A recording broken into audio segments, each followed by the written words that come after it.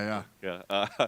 Hey, we had a positive test this week. We haven't seen that, but it was a little different this time because it was a fighter that fought here 3 weeks ago. So I'm curious, did that trigger any kind of added protocol or anything different that had to be done? It's going to happen. If you look at how many fights we've been pulling off with how many fighters, very few people, including my staff, everybody have tested positive. So people are going to test positive. Yeah. We said that day one. It's going to happen.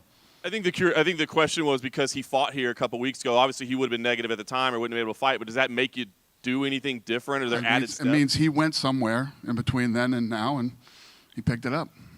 Fair enough. Fight Island is now all official. The fights are official. Curious, if we were into a situation like this in Fight Island, are there late replacements available? Is there a way to have people switch out there? No. No. We're making sure that everybody that goes over to Fight Island is negative. We're going to make sure everybody's tested and tested and tested and tested. Nice. When do the fighters start getting to Fight Island? I'm curious, is it just a typical like Tuesday arrival for a Saturday fight, or do they got to get there sooner? What's the plan? Off the top of my head, I don't even know. I'm doing a bunch of traveling the next few weeks too, so I'm going on like the 5th. I'll get there the 5th, and I don't know what they have planned. The team has that all mapped out when everybody will get there and how that's all going to go. You had a big, bunch of bout announcements yesterday. I think one big one that's out there that we don't know yet is Adesanya and Costa. Everybody's looking forward to that fight. What can you tell us on the update of what's going on with that one? Well, there really isn't an update on that one. I was talking to Megan O'Leary, and I was laying out how champions are fighting number one contenders right now, like all across the board, which is cool. And, the fights that we have lined up for this summer are awesome. August is ridiculous. August is insane. And then you know how that usually works out as we end the year going into the fall. There's always killer fights going into the fall too. So, I mean, with all the madness that's going on in this world right now, this thing is just it's so good right now. Everything is so good right now in the UFC world. Is it delay with them? Is it like contractual stuff, like getting it done? I mean, that's the fight to make, right? That's the fight everybody wants to see. What? Adesanya. Oh, yeah. No, that fight's happening. Yeah. Fair enough. Habib took to Instagram yesterday, teased he's got big news coming. We know the unification fight is supposed to happen. Is there an update, or is that what he's teasing? Do we have a plan? I have no idea what he's doing. But, yeah, he's fighting. He'll be fighting this fall. Fair enough. And that'll be the Gaethje fight? Yes. Absolutely. And last one I wanted to ask you was John Jones. It's been a couple weeks since he kind of said he wanted to give up the belt. Have you guys made a decision on what you want to do at 205, what the direction is at 205 right now? No. Nothing yet. Hey, Dana. Did you see yesterday Mike Perry posted a video of himself with a bloodied hand? Yeah. Is that fight still on? It's old. Okay. Yeah, that's an old video. He was just playing tricks on us? Yeah. Cool. With The Ultimate Fighter, you're talking about bringing it back. Reality TV sort of moved on over the past few years. Are you looking to bring it back more like the Contender Series, how it was originally? Are you going to do any tweaks to that? The Ultimate Fighter? Yeah. Yeah, The Ultimate Fighter will be tweaked and be a little different, but listen, it was a good formula. You know, if it ain't broke, don't fuck with it. Earlier this week, we saw another MMA promotion made layoffs to their staff. No one wants to see people laid off, but does that make you feel vindicated about how hard this actually is and how people aren't giving you enough? No, I know how hard this is. Believe me. I told you, you guys, most of you have known me for a very long time. Whether you like me, you hate me, you don't agree with me, you agree with me. When I come out and tell you something's the hardest thing that I've ever done, this is the hardest thing I've ever done. And you know, there were a lot of powerful forces battling against us for it not to happen. And I don't wish that on anybody. I know everybody, you know, thinks that I hate all these. I don't hate all these other groups. All these other groups need to survive for this thing to work for everybody. And, you know, people getting laid off and losing their jobs. And no, I don't wish that on anybody, ever.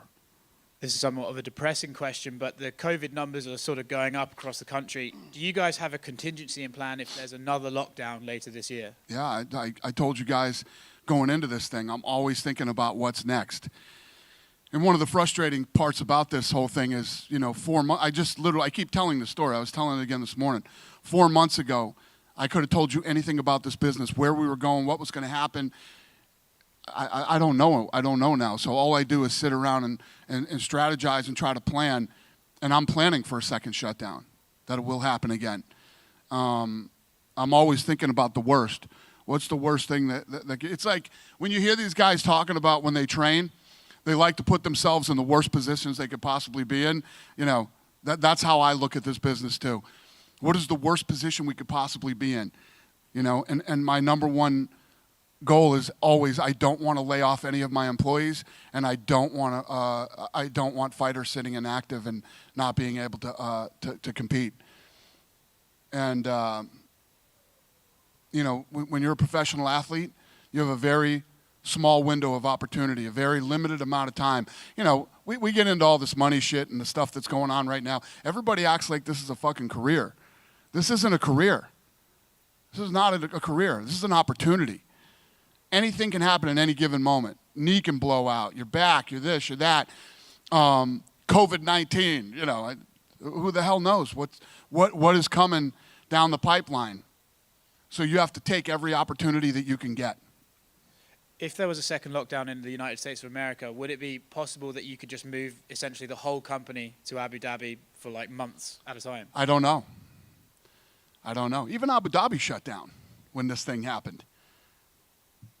Is that one of the hardest challenges about this entire thing, is that it literally you just can't plan? It's like you want to book Khabib, Gaethje. I promise you this, if it can be done, I will do it.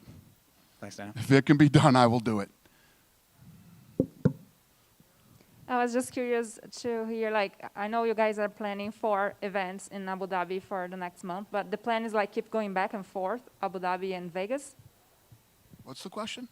If the plan for the UFC is like keep coming back and forth, Abu Dhabi and Vegas for the next month? We're going to be going back and forth to Abu Dhabi until the world comes back. This is an international business, and most of our fighters are international. And we have to put on so many international fights, or I'll end up smoking all the U.S. talent like that, and we wouldn't be able to put on any events. We're going to be going back and forth to Abu Dhabi, I'm assuming, for a very long time. And I spoke to Amanda Nunes last week, and she said that she was contemplating a retirement, you know. That's not true. That's not what I heard. That's not what I heard. I heard that she was just saying, you know, I've achieved everything. I've done this, I've done that. That she's not really contemplating retirement. She's saying, what's next for me?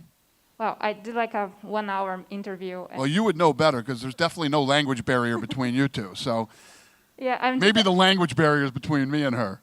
I just want to explain, like, she was saying that, you know, she already achieved everything in her life, that she doesn't see, like, you know, challenges right now. And she was happy with the UFC financially. It was nothing about money as well. It seems like is a place where she is right now because of her family. The thing that makes me laugh is when people say, oh, I'm pissed off about financially, whatever, I'm going to retire. Do you guys not get pissed off at work? I'm sure you guys get pissed off at work a lot. Are you going to fucking retire? No. Why? Money. You can't retire. These guys can retire. She can retire. You know, a lot of these guys can retire.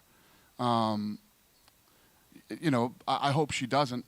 You know, she's one of my favorite people ever. And coming off the performance that she just put on, you know, I think that the beautiful thing was she came out of the Durandame fight, and everybody was like, oh, she looked human, this, that, you know, all the critics were all over. She fought arguably the best female striker of all time, beat her, and she looked human in that fight. Then she came out and put a statement on her last performance. She looked incredible and put on an absolute clinic against one of the toughest women I've ever seen in my life. And after a performance like that, I would hate to think that she would want to retire, but you know, if that's true and that's where she's at right now, then she probably should. I was just curious to see, like, if you talk to her and if you know, are planning on talking to her soon. Yeah. I love that girl. I'm sure we'll talk about it and we'll see what's up.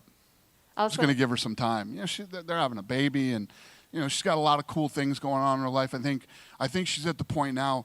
You know, she's got a lot of money, and she's probably starting to enjoy herself. And you know, everything changes when you got a lot of money. And I just have some questions about the Brazilians fighting next month in the Fight Island, you know, starting with Jose Aldo that is going to face Peter Yan, you know, for the bout. What do you think about that fight, you know, and Jose Aldo fighting for the title. For Brazil, is a huge thing, but a lot of people were also criticizing because he's coming from a loss. What's the question? Just, There's three things at play here. I don't hear well. You have a mask on and an accent. All three of those are disaster I'll for try me. like this. So, can you talk about Jose Aldo and Peter Yan fighting for the bantamweight title? You know, a lot of people were criticizing Aldo because he's coming from a loss. You know. Yeah. Well, I mean, I've pretty much said a million times how I feel about that. A lot of people thought he won the fight. Jose Aldo's one of the tough. That's the kid that Cejudo wanted. Cejudo, that he was next in line for the title shot. How do we go back now and tell him Cejudo retired? So, you don't get the fight. And if people disagree with that fight, my point of view on that. Don't watch it.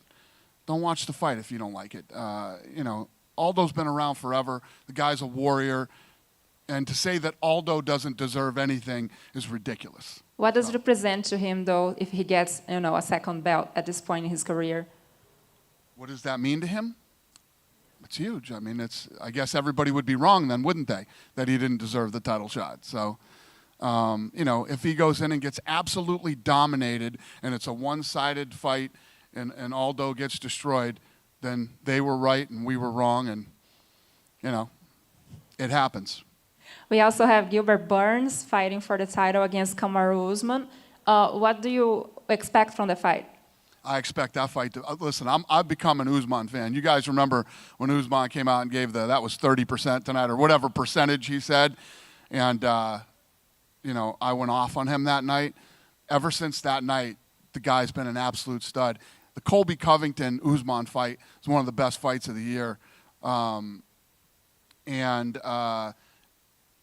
Gilbert Burns is a well-rounded savage. And this guy wants this fight so bad. I love guys with Gilbert Burns' attitude. Going in against a guy like Usman, I think the fight's going to be incredible. I think it's going to be an incredible main event, and I'm looking very forward to it.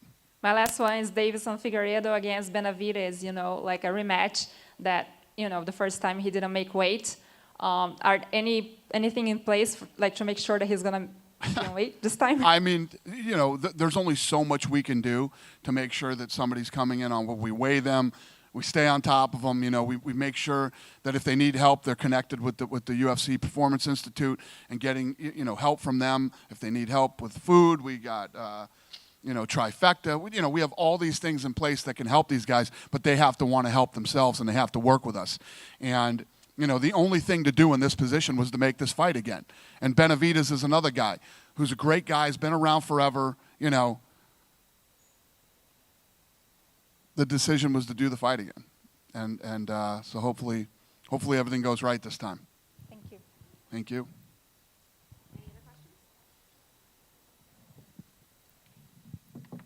Dana, I just wanted to follow up on Amanda Nunes. If she were to walk away, what would you do with the women's featherweight belt?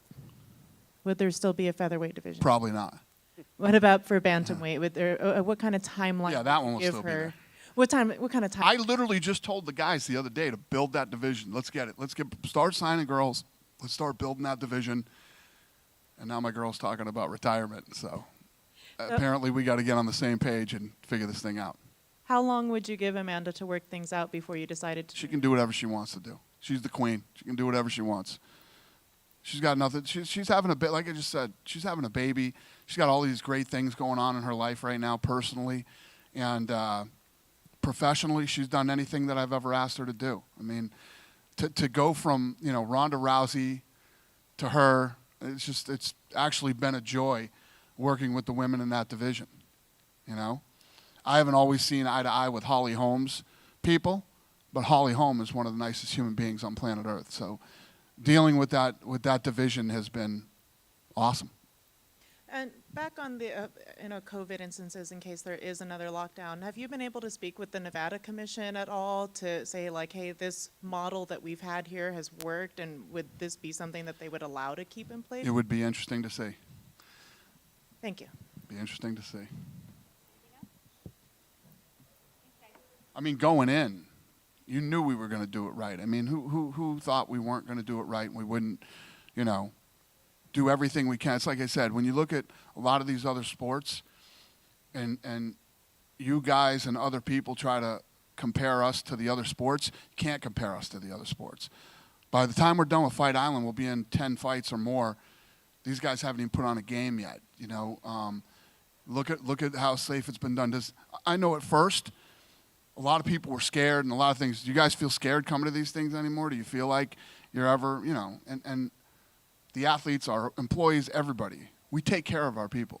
You know, I know that there's always the thing about, you know, oh, we don't make enough money. That shit's going to go on forever. Forever long I'm here, and then long after I'm gone, there's going to be shit about nobody makes enough money. But nobody can ever say that we don't take care of our people, from, you know, whether it's you guys, the commission, our employees, the fighters, corners, whoever it is. We're going to make sure that everybody that comes to a UFC event is safe. We'll spend the money and we'll do what it takes to do it right. So my point to saying that was, you know, I don't think they didn't think we would do it right the first time, but hopefully if this thing goes down again, they know that we can do this and we will do it right. If not, plan B, which I don't have yet.